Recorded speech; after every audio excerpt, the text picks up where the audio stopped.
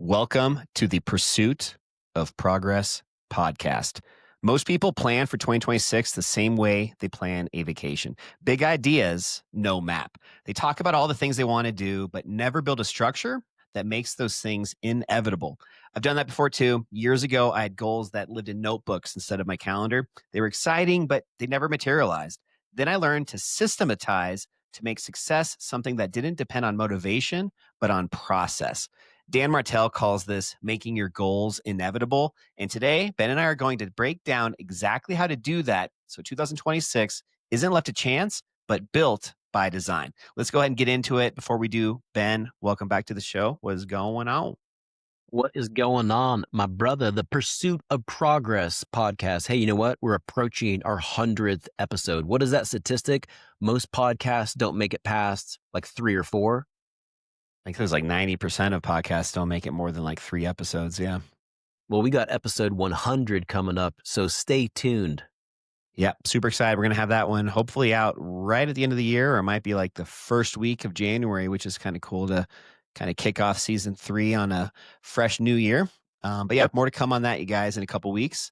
But Ben, love just to kind of get your take on this. We've talked about some of these points and principles on past episodes, but I know you're really big on goal setting and making every year better than the last. We were also talking about that earlier today. So, like, what can we do to make 2026 inevitable? You know, the strategy today. So, the strategy behind or before the strategy. I got an opportunity earlier this year to do some coaching with Dan Martell, and you're probably familiar with him. He's blowing up right now all over YouTube, Instagram, Facebook. But the reason I signed up for his coaching is because his content. I was just so attracted to what he was sharing online and in his videos and in his reels. And one of the things that he talked about was the inevitable framework. And so what he teaches is that winners don't rely on willpower. They design environments and systems that make success unavoidable. And here's how you do it. There's a 4-step process that he outlines. So step 1, decide what your 1-year North Star is. It's going to be the single goal that defines what winning looks like this next year. After you've done that, move on to step 2, which is you then break it down by quarters. What needs to happen every 3 months to stay on track? After you've done that, move on to step 3, where you can break up each quarter into monthly milestones. And then you're going to reverse engineer those milestones into weekly and daily actions. Because the truth is, you don't rise to the level of your goals. You fall to the strength of your systems. James Clear quote right there. When you have structure, momentum stops depending on motivation. That is how you make your goals inevitable. And when you do it, this is one thing that I shared with my daughter because he has just an amazing goal setting course. For those that have signed up for his coaching. It was so powerful. I made her watch the hour-long course. It's the best by far goal-setting course I've ever seen. And he breaks it down. The entire, most people just they make that goal and then that's it. But when you follow this process and you do it like this, and you got to also reward yourself along the way when you hit those milestones, you make that a destination. The journey becomes part of the accomplishment, but then you're not asking, am I going to hit this or do this? You're asking, when? Is this going to take 6 months, 9 months, or a year? And unfortunately, or maybe it's fortunately for some of us that choose to kind of pursue goals and achieve more in life, a lot of times you're not even going to be able to see that progress in a short term. So maybe a day, maybe even a week in some cases, you're not going to be able to tell if you've lost that 1.5 or 2 pounds. But doing that consistently over time, all of a sudden after a month, you've lost 10 pounds and it's noticeable. So I think if you don't break it down from 1 year down to quarters, down to months, and then down into daily and weekly actions, you're going to have these days where you don't have the reasoning, the accountability, the point behind why you're still needing to do things on a daily basis. You'll just start falling into I'll do it tomorrow. And then all of a sudden that tomorrow is going to become next week, which is going to become next month. And then this goal is just going to completely derail. And you're going to be talking about it next December, talking about it as your goal setting for 2027, 2028, or whenever it may be. All of this, what we're talking about, is doing something for your future self. Your future self is going to thank your present self. Let me share an example with you. This morning, I made my bed like I do every morning, and I don't necessarily want to go through that process. It takes a couple minutes and it's a little bit of a disruption in the morning. But the reason I do that is because my future self, the Ben who is getting ready to go to bed at 9 or 10 at night, really values and places a high value on getting into a bed that's made. One of the things I hate doing is getting into an unmade bed. And so, even though it's something I don't want to do, that delayed gratification, I value that so much later in the evening that it's worth the pain. And that's something that's really helped me with some of my goals is that I think of like my future self. How is this going to impact me 10 years from now? What is the 50-year-old Ben saying?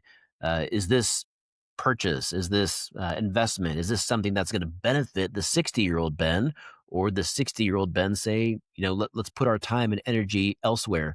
So learning how important that delayed gratification is and then looking at yourself in those different stages of life, I have found has been really beneficial to me.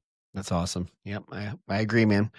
Something that you have to the only way to really value this and understand what we're talking about right here is just from Mhm. doing it. Until you've done it for Yeah. yourself and kind of realize this aha moment of, "Oh, yeah, the 2 minutes it takes me to make my bed, it is actually a benefit other than just looking a little bit nicer in your room, just having some of these non-negotiables that you're forcing yourself to not make an excuse about anymore, and you're doing them regardless of how you feel. Even if you woke up on the wrong side of the bed, you're still making your bed. So I'd like to talk a little bit more about these non-negotiables for Q1 of next year. So just in a few Yes. weeks, depending on when you guys are listening to this episode, you're going to be hitting the first of 2026, a new quarter of a century. And I want to zoom in because if you could only accomplish three things within that first quarter of next year, so by March 31st of 2026, you could only accomplish three things, what would they be? That's where you start. Those are your non negotiables. So once you've got those, then you want to start stacking habits to make the execution of this easier. So if you already brew coffee every morning, attach something important to that ritual. Review your power list, visualize your day, maybe send one meaningful message to somebody in your sphere. Ed Milet, another great entrepreneur we both love, he talks a lot about how you're only one disciplined decision away from a completely different life. That decision might be something as small as deciding what happens right after your alarm clock goes off every morning. Your non negotiables, they aren't about doing more necessarily. They're about locking in on what matters the most and then removing decision fatigue before it Mm, hits. mm. Yeah, that's I love that suggestion that you have as far as attaching a morning routine to something that's meaningful. I think for myself, you know, as you were saying that, I was just envisioning me making my morning coffee, and I think during that time, I'm pretty sure I'm always just popping on my phone for like a minute. And I think there's so many instances throughout the day where it's like I'm waiting on this thing or I'm doing this activity, but then I'm just going to pop on my phone here and check in and see what's going on in the social media world and really attaching something meaningful to the activity. I think that's powerful.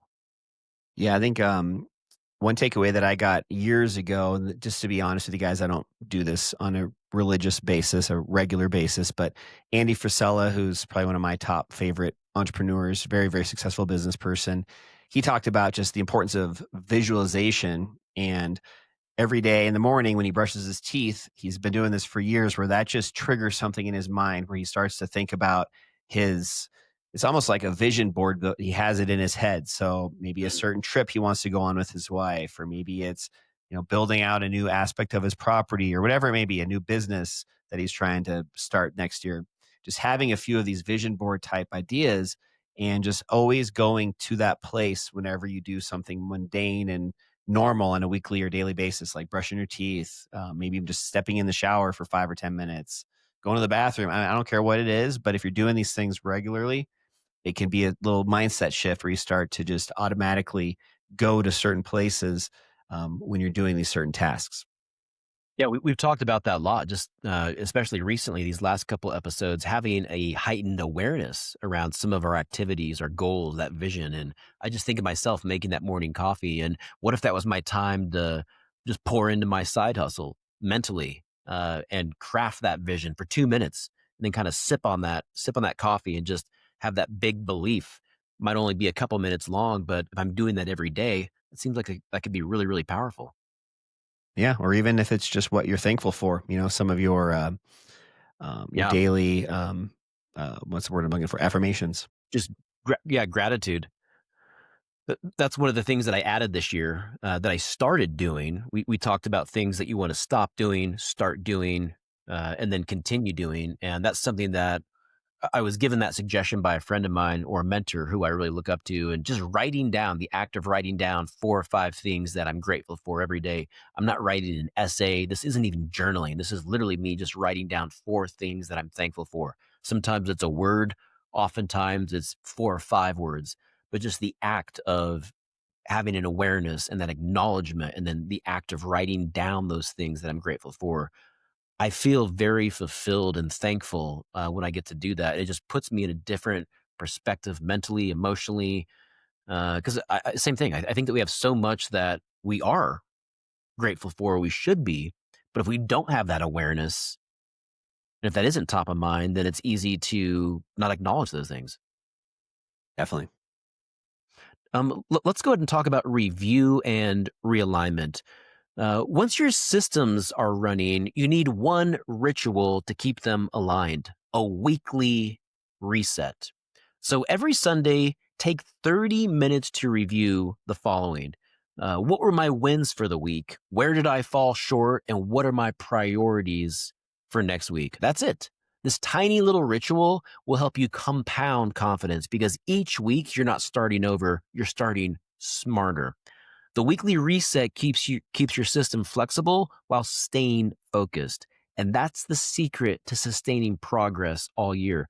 Again, having those systems set up where at Sunday night at 6 p.m., I'm going to go over this recap. I'm going to realign, stay focused, re engaged, think about this past week, what went well, where did I fall short, and then think about next week. But again, though, it's getting in the habit of doing that, making sure that time is already built out.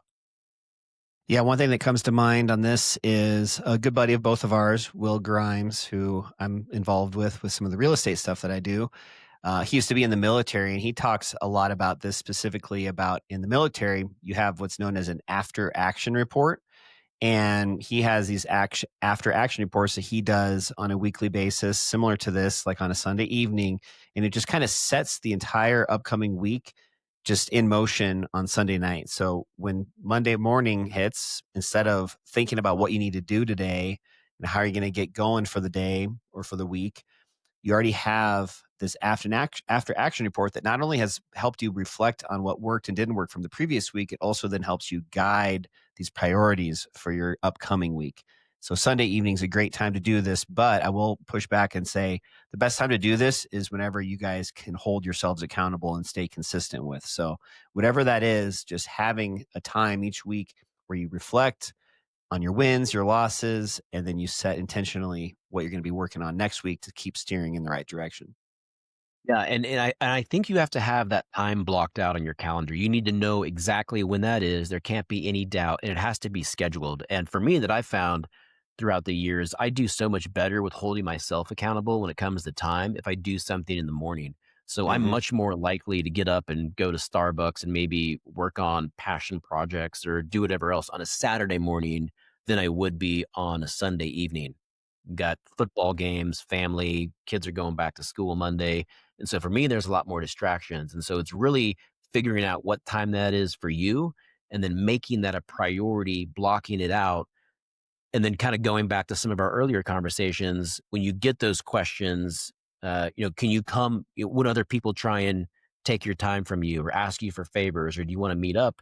It gives you an opportunity to say no. I'm putting myself first here because I have this thing, this goal, that's really important to me. I want to be able to reflect and grow into the person that I'm called to be. Absolutely. Yeah, it's important. Don't make resolutions. You need to be focused more on making inevitabilities. So if you guys want to reverse engineer your 2026 goals into what we're talking about here, a real repeatable plan, I'd love the opportunity just to help you guys build it together. No strings attached, just love to help. So book a free 30-minute strategy session. If you go to adamsellsdenver.com, you can book it there. And we can just work together on identifying what your North Star is, designing out some of these systems, and just how to make your next 90 days unstoppable. So you can either hope, next year might be different, or you can make sure it is. And let's focus on that. Let's make sure that 2026 is your best year yet. It's up to you, but remember, we're all here together. This is a community.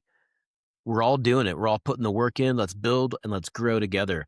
Well, thank you for turning into our latest episode of the Pursuit of Progress podcast. Remember, systems create success, not wishful thinking. Set your environment, simplify your focus, and make 2026 inevitable. I'm Ben Adams with my co host, Adam Lang. And as always, keep pursuing progress. Catch you guys later.